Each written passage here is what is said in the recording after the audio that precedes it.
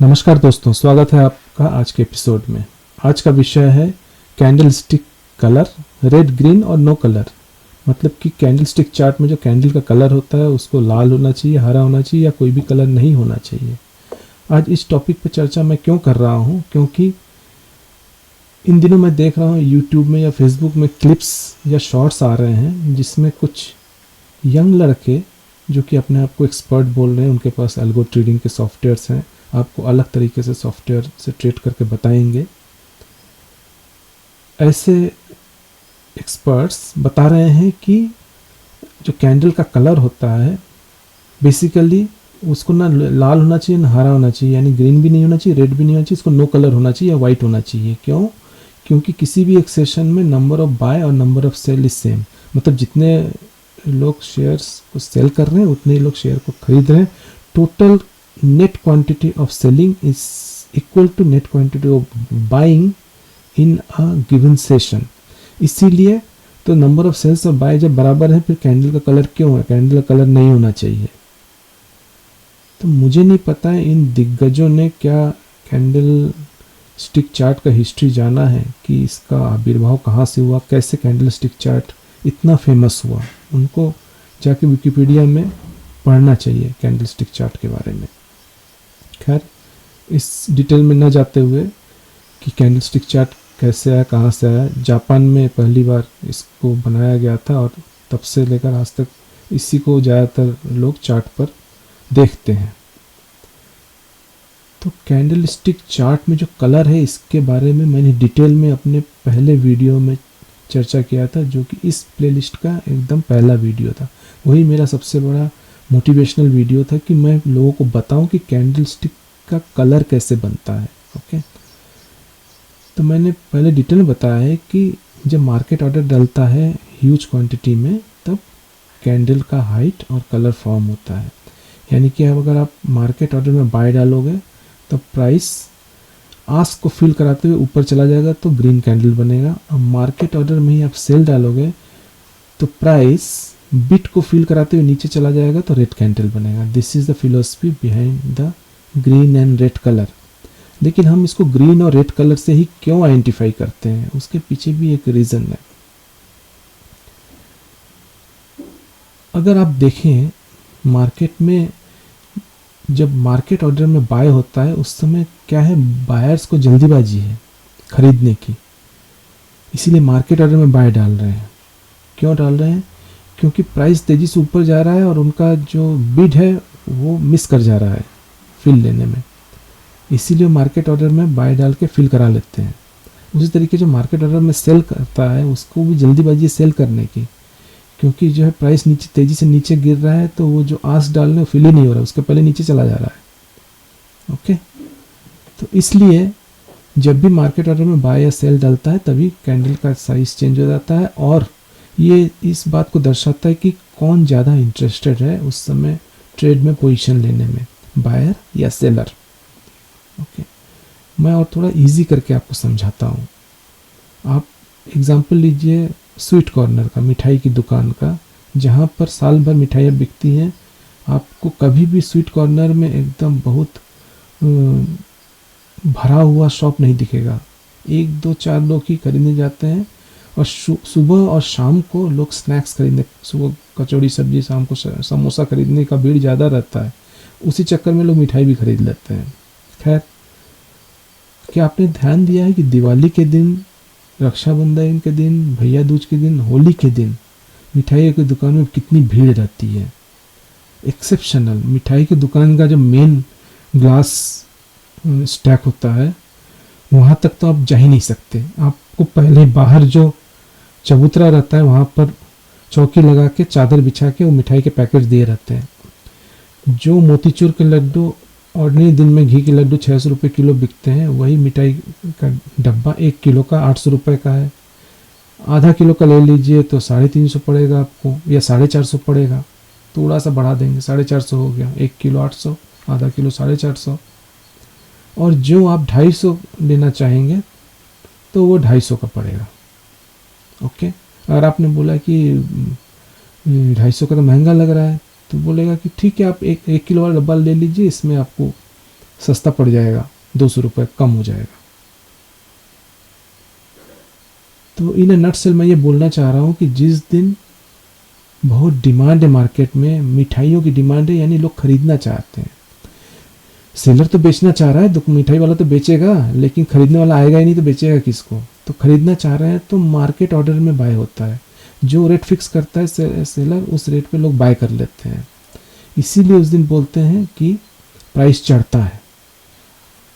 Festival में India में या कहीं किसी भी कंट्री में रेडीमेड स्वीट्स या स्नैक्स का रेट फेस्टिविटी में बढ़ता है, क्योंकि लोग खरीदना चाहते हैं और दुकान में सप्लाई रिलेटिवली कम है या उनको अरेंज करना पड़ता है एक्स्ट्रा एफर्ट लेके, इसीलिए दाम बढ़ जाता है। नेचुरली जब डिमांड बढ़ता है तो दाम बढ़ता है। ओके, तो जब दाम बढ़ रहा है, डिमांड बढ़ने पर इसका मतलब क्या है, बायर्स जो भी रेट पे मिल रहा है उसी रेट पे खरीद रहे हैं, उनके पास बार्गन करने का ऑप्शन ही नहीं है। ओके,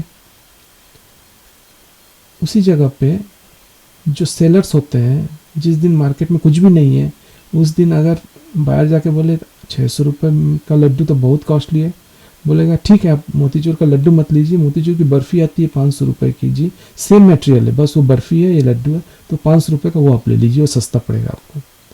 यानी कि जिस दिन डिमांड में नहीं है उस दिन सेलर नीचे आ जाएगा, ठीक है, प्राइस गिर जाएगा। तो जिस दिन सेलर को गरज है कि मैं बेच दूं किसी तरीके से सामान, उस दिन बायर अपर साइड में आ गया, अपर हैंड में, तो प्राइस गिरता रहेगा कंटिन्यूअस। ओके, तो यही चीज़ मार्केट में भी होता है। अच्छा, जब हमारा कैंडल का कलर बनता है, साथ ही में वॉल्यूम का, आपने स्टिक देखा होगा, उसका भी कलर बनता है। कैंडल का जो कलर है वही वॉल्यूम का भी कलर है, उसकी भी खासियत है। ठीक है, वॉल्यूम का जो कलर है वो भी हमको कई बार डायरेक्शन देता है। अगर मान लो कंटिन्यूअस रेड कलर आ रहा है, वॉल्यूम कैंडल को देखो, रेड कलर आ रहा है लेकिन प्राइस एक ही जगह पर अप डाउन कर रहा है, थोड़ी देर बाद प्राइस डाउन हो जाएगा, गिर जाएगा। यानी कि रेड और ग्रीन कलर के दोनों कलर के वॉल्यूम्स अगर आ रहे हैं और रेड कलर का वॉल्यूम ज़्यादा है तो आगे जाके गिरने वाला है, उस तरीके से ग्रीन कलर का वॉल्यूम ज़्यादा है तो आगे जाके चढ़ने वाला है। ऐसा क्यों है? This is all about trader psychology. तो ज़्यादा बात न करते हुए मैं सीधे आपको ले चलता हूँ प्राइस चार्ट पर।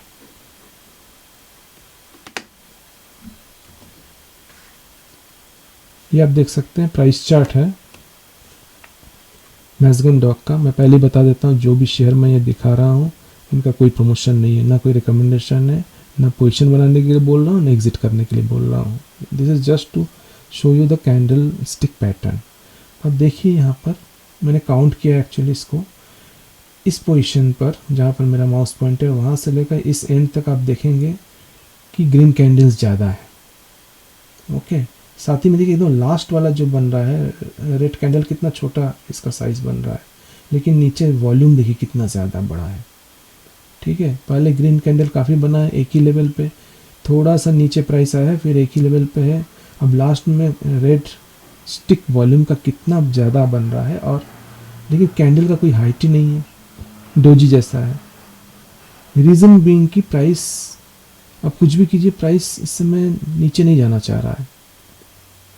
ठीक है,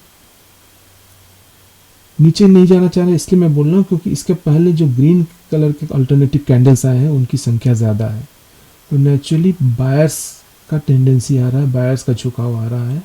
तो आप देखिए धीरे धीरे फिर जो बड़ा बायर है उसने पोजीशन ले लिया। ठीक है, ये जो बायर्स का कैटेगरी है, ये तो खरीद रहे हैं, बेच रहे हैं, कुछ डिसीजन ही नहीं इनका, लेकिन यहाँ पर जब इस बायर ने देखा कि ज़्यादा रिलेटिवली खरीदने वाले लोग हैं, तो इसके पहले कि कोई दूसरा बड़ा बायर आ जाए मैं बाय कर लूँ, क्योंकि बाय करना उस समय सबसे ज़्यादा किफ़ायती होता है, सस्ता होता है जब मार्केट में वॉल्यूम नहीं है।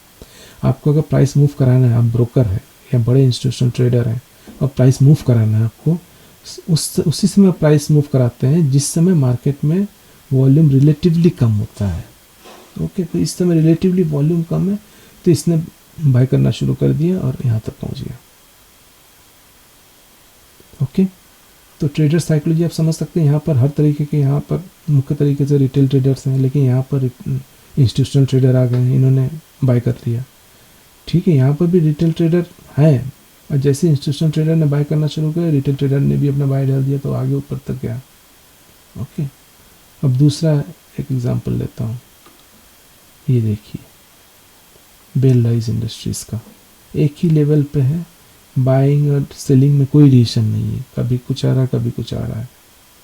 अब देखिए अगले दिन सुबह खुलता है, यहाँ पर ग्रीन हो गया, ठीक है, बड़ा ग्रीन कैंडल आया बड़े वॉल्यूम के साथ। अगला वॉल्यूम देखिए आप, सीधा नेक्स्ट वॉल्यूम लगभग 2/3 है पिछले लंबे ग्रीन कैंडल का, ठीक है, ये भी बहुत पिछले के आगे के वॉल्यूम से बहुत ज़्यादा वॉल्यूम है, लेकिन इसमें कैंडल का हाइट देखिए कम हो गया।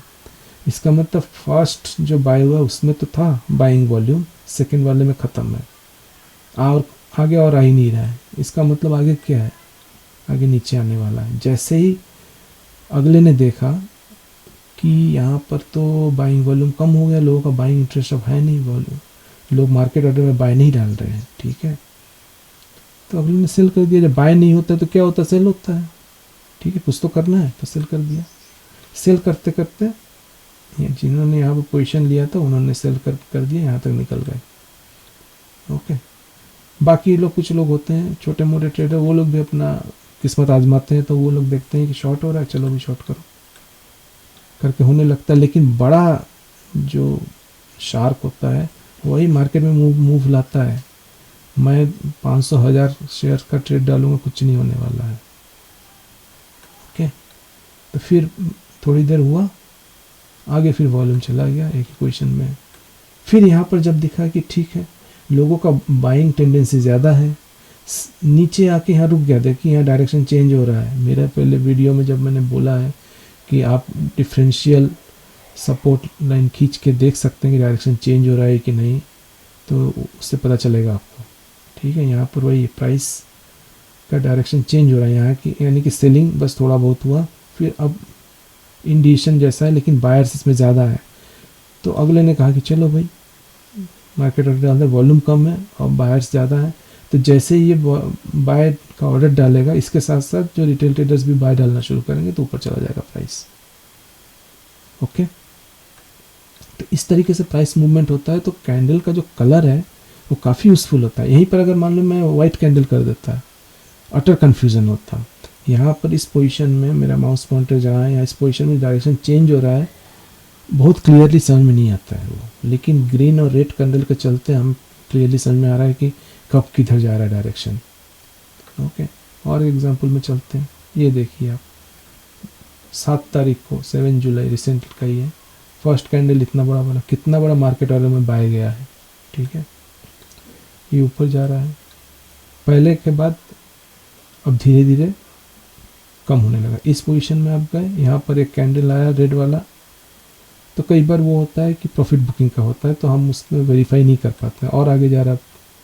यहाँ पर एक लंबा सा कैंडल आया, ठीक है, इस लंबे कैंडल के बाद बायर्स का जो कॉन्फिडेंस डाउन हो गया। तब क्या हो रहा है, तब एक ग्रीन आ रहा है, फिर रेड आ रहा है, फिर ग्रीन आ रहा है, फिर रेड आ रहा है, फिर ग्रीन आ रहा है, फिर रेड आ रहा है, और धीरे धीरे नीचे जा रहा है। नीचे वॉल्यूम देखो, अल्टरनेटिव रेड ग्रीन बन रहे हैं, ठीक है। लेकिन यहाँ पर सिचुएशन क्या है कि थोड़ा थोड़ा करके नीचे जा रहा है, अल्टरनेटिव रेड ग्रीन आ रहे हैं, और आप काउंट करके देखो रेड कैंडल ज़्यादा है, ये प्राइस ज़्यादा नीचे गया नहीं, 864 लेवल से लेकर 860 तक के लेवल, 861 तक के लेवल तक गया है, लेकिन धीरे धीरे प्राइस नीचे आ रहा है, रेड कैंडल ज़्यादा बन रहा है। तो आगे इंस्टीट्यूशनल सेलर ने बोला कि चलो यहाँ पर लोगों के सेलिंग की टेंडेंसी है और वॉल्यूम कम है, यहाँ पर मैं अपना किस्मत आजमा लेता, तो उसने सेल करना शुरू कर दिया, ठीक है। तो उसको देखते हुए लोग फॉलो करके और सेल करने लगे।